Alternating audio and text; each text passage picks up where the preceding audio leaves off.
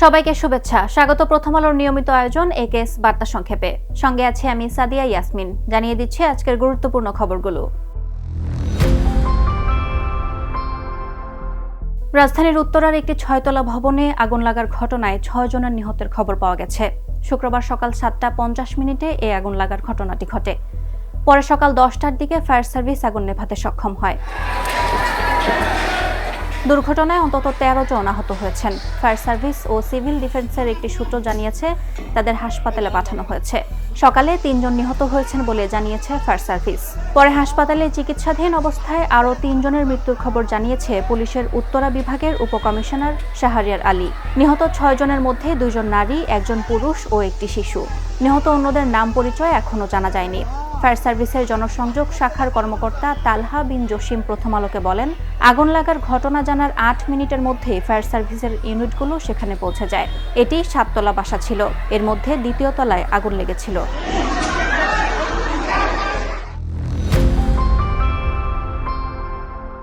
জামায়াত নেতৃত্বাধীন 11 দলীয় নির্বাচনী ঐক্য থেকে বেরিয়ে যাওয়ার ঘোষণা এলো ইসলামী আন্দোলন বাংলাদেশের পক্ষ থেকে। একদিকে জামায়াত সহ 10টি দল আসন সমঝোতার ঘোষণা দেয় বৃহস্পতিবার রাতে এক সংবাদ সম্মেলনে। অন্যদিকে ইসলামী আন্দোলন 11 দলের জোট থেকে বেরিয়ে যাওয়ার ঘোষণা দিল। শুক্রবার দলের কেন্দ্রীয় কার্যালয়ে ইসলামী আন্দোলনের শীর্ষস্থানীয় নেতারা উপস্থিত ছিলেন। ইসলামপন্থীদের ভোট এক বাক্সে আনতে ভোট যুদ্ধে নামার আগেই আসন বণ্টন নিয়ে রীতিমতো স্নায়ুযুদ্ধ চলে 11টি দলে।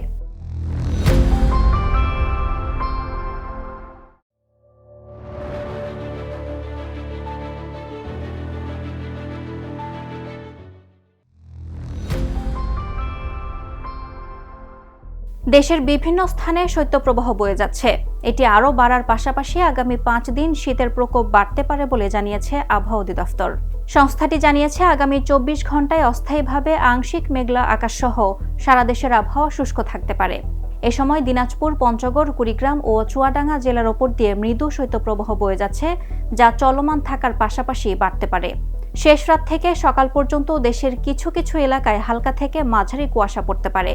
একই সঙ্গে সারা দেশে রাত ও দিনের তাপমাত্রা সামান্য কমতে পারে।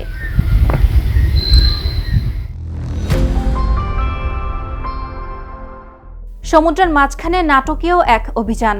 হেলিকপ্টার থেকে দড়ি বেয়ে এক এক করে নামছে মার্কিন সেনারা। লক্ষ্য সামনের বিশাল তেলের ট্যাঙ্কার। 15 জানুয়ারি এভাবেই ক্যারিবীয় সাগরে ভেরোনিকা নামের একটি জাহাজ জব্দ করেছে মার্কিন সামরিক বাহিনী। ঘটনাটি এমন এক সময় ঘটল যখন হোয়াইট হাউসে ট্রাম্পের সঙ্গে মাচাদোর বৈঠকের প্রস্তুতি চলছে।